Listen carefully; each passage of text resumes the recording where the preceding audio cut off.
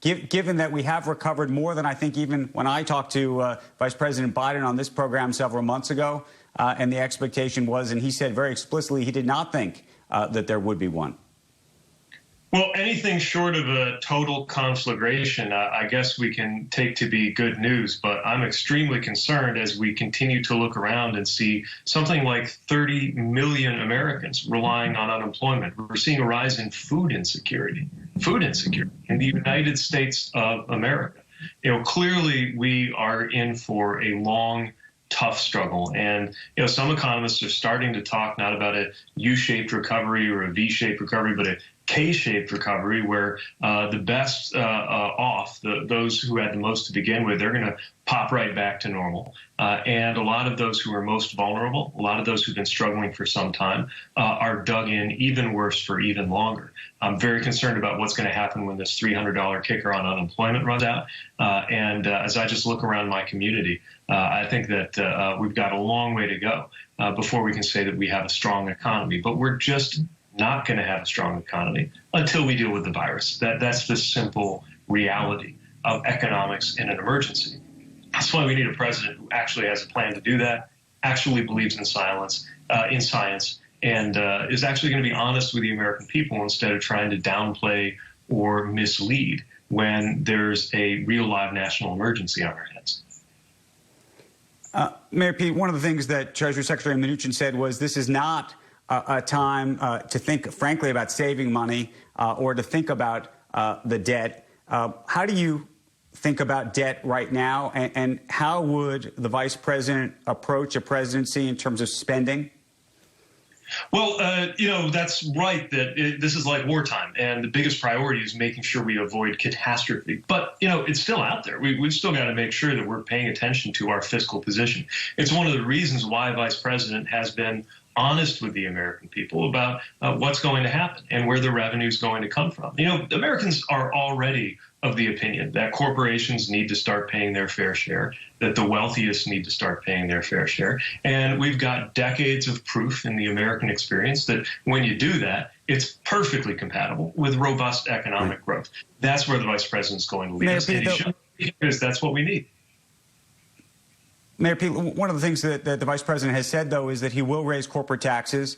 What do you tell the small businesses out there, the restaurateurs and others that are struggling as is, that they may get a tax hit come 2021 if the vice president were to win? Well, what I can tell you is under President Trump, those small businesses are paying more taxes than Amazon. What you're going to have with the vice president, with the Biden-Harris administration, is actually respecting small business and asking the giant corporations to pay their fair share. Look, the biggest problem with American tax policy has been the loopholes. It's been the ways in which you can make billions, and if you've got legions of accountants and lawyers, you can park your profits in such a way that in some cases, some of the most profitable and largest companies in the world, paying literally less in taxes than that small business, less in taxes than you and I did in dollar terms. That's not going to continue under Joe Biden. And in the long run, that levels the playing field so that those small businesses are better off.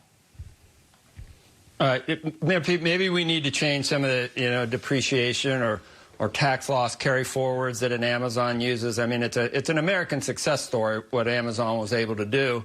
Maybe we need to change some of those laws. But just to arbitrarily say that corporations need to pay more, we had a corporate tax rate prior to lowering corporate taxes in the Trump administration that was higher than most parts of the world. As a result, jobs go, leave the United States, go over there. We don't repatriate any of the money. It doesn't come back in. Even Democrats, even President Obama wanted to lower corporate taxes. So to just give that the knee-jerk, they need to pay their fair share, and things need to be raised. Don't you think we should have a more competitive tax rate with the rest of the world so corporations can flourish? Then they hire more people. Then there's more jobs. Then there's more tax revenue from the people they hire. Isn't a vibrant corporate sector something that's good for the country, not bad? Sure, and I think we can have a vibrant corporate sector without multi-billion-dollar profiting corporations paying zero. One thing I've always wanted to ask you is why do you suppose that job growth in the U.S. slowed down under Trump from where it was under Obama, right? Like, clearly what we had before was robust job growth. Why do I think? Because to go from 12% to 6% is a lot easier than to go from 6% to 3%. Anybody can. I mean, that's just a total specious argument to say that the job growth is higher from 12% down to 6. All right. So the Obama-Biden administration managed to get us from 12% unemployment to 6%, an astonishing achievement. And then we see a little more of it get wrung out, and a president who thinks he's a hero because that happened on his watch. We've had recovery every time when we have a recession, the economy is going to recover. That was still the slowest recovery in post-World War, history, coming back from trouble because they focused on health care for the first 2 years instead of focusing on recovery. It's well known that was one of the weakest recoveries that we've seen compared to the Reagan recovery.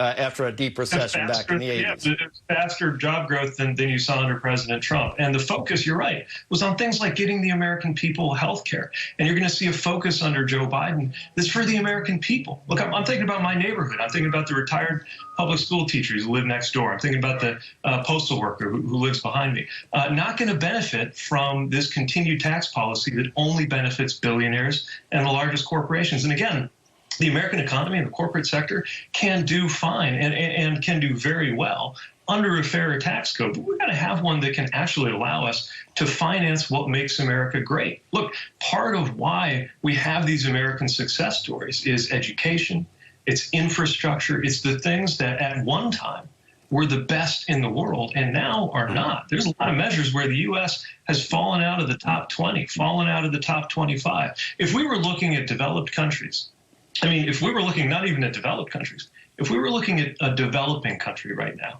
one that's in the middle ranks of all the countries in the world, and we're showing up with a clipboard, figuring out, how's that country, or is that country going to make it? Are they going to modernize?